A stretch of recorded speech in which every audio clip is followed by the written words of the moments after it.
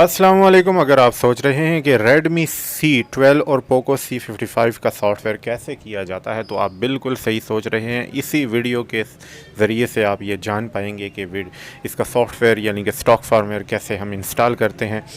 सबसे पहले हम कंप्यूटर की स्क्रीन पे चलेंगे। यहाँ पे हम अनलॉक टूल को ओपन करके यहाँ पे हमने अपने फ़ोन का स्टॉक फार्मवेयर सिलेक्ट करना है। हर फ़ोन का अपना स्टॉक फार्मवेयर होता है, यानी कि स्टॉक रूम होता है।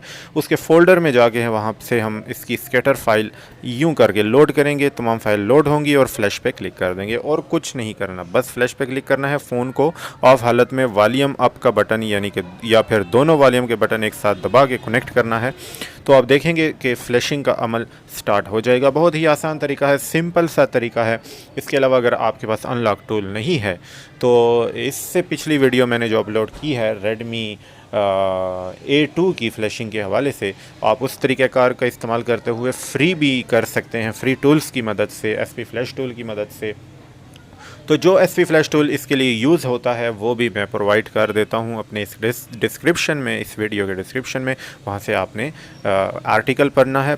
आर्टिकल के लास्ट में आपको तमाम लिंक्स मिल जाएंगी। बहुत ही आसान तरीका है।